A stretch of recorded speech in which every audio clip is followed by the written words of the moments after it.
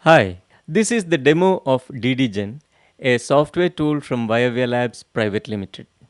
DDGen is a tool that automatically generates almost complete device drivers based on two input specifications.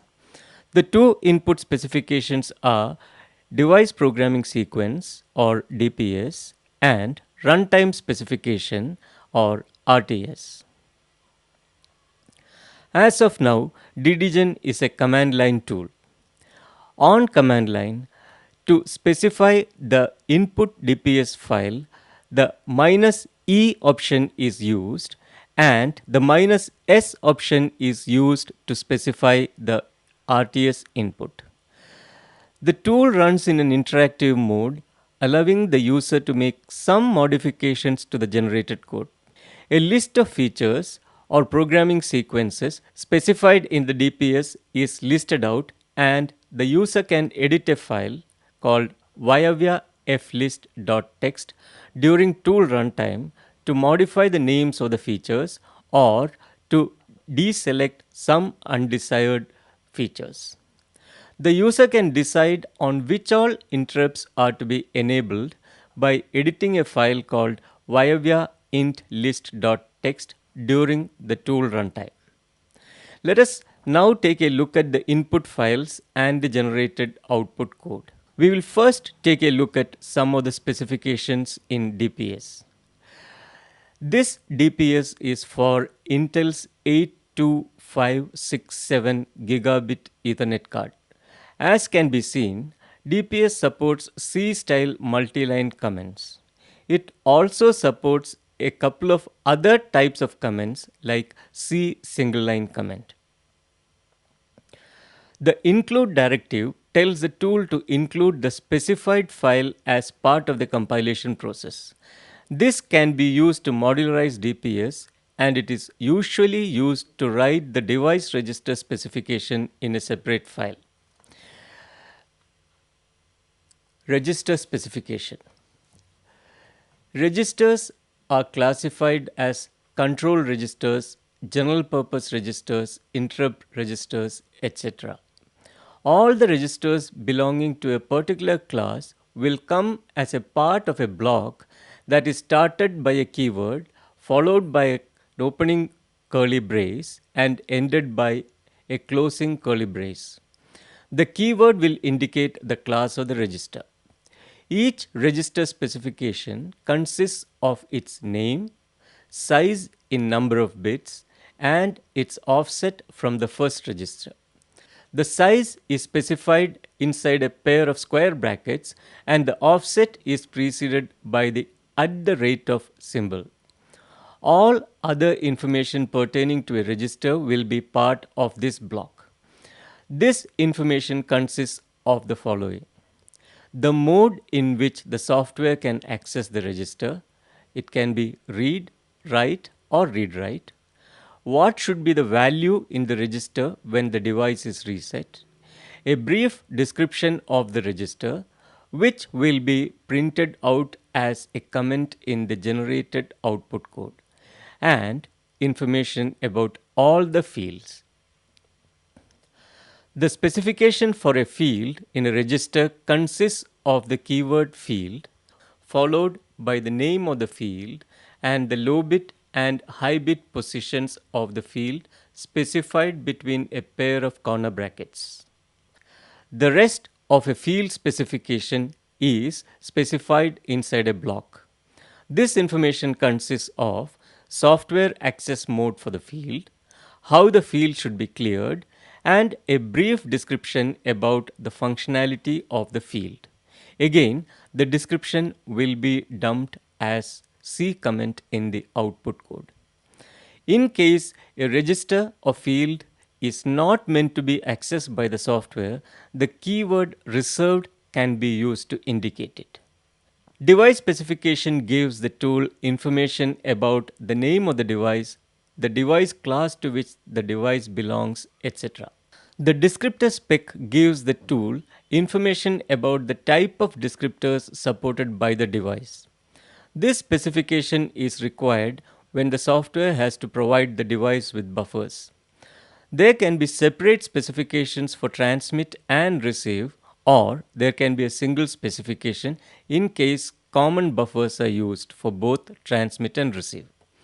The information provided by this consists of how should the descriptors be iterated through: a circular array, a circular linked list, a plain linked list, etc. Where should the memory be allocated for the buffers? How should the start address of the descriptors be provided to the device? Which field in the descriptor should contain the address of the buffer? How should the software know whether a descriptor is available for use by the software? Where should the length of data be stored? Which field contains the status of the descriptor after a transfer? The buffer spec provides information about how the software should allocate buffers, whether it should use memory inside the device or the system memory, and what should be the size of the buffer, etc. The interrupt spec provides the tool with information about all the interrupts supported by the device. A device can support different types of interrupts like normal, otherwise known as legacy, MSI, or MSIX. There can be different interrupt lines for different interrupts or a single line for all the interrupts. In either case, each interrupt line is identified by a name. The interrupt spec has some global fields that are applicable to all interrupts and some fields that are specific to each interrupt. Each interrupt is identified by a register field and an associated value and provides information like the type of interrupt, how to enable the interrupt, how to disable the interrupt, and how to clear the interrupt. If an interrupt is further multiplexed, then source field specification provides language support for specifying it. There can be specifications that are particular to the class to which a device belongs. Network class devices will have Ethernet spec to provide information such as what is the MAC ID and whether the device supports auto padding, etc. Bus spec provides the tool with information about the types of interconnects supported by the device. If it is a PCI device, some PCI specific information has to be provided. Features are different blocks of programming sequences required for the correct functioning of the device. A brief description about the feature can be provided just before the start of a feature. Depending upon the class of the device, some features are mandatory. All other features are optional and their names are not keywords. Features are specified using the keyword feature followed by an identifier, which is the name of the feature, and a block containing the actual programming sequence along with the input-output arguments and local variables. The programming sequence supports various kinds of operations like assignments, relational operations, arithmetic operations, bitwise operations, etc. The with keyword can be used if different fields of a single register has to be written to simultaneously. Two features are mandatory in case of devices belonging to the network class.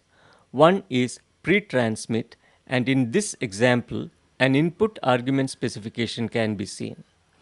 Further, in this feature, there is an example of the third type of comment supported by the tool: comments starting with the hash or pound character. Such comments are dumped as C comments as mentioned in case of description.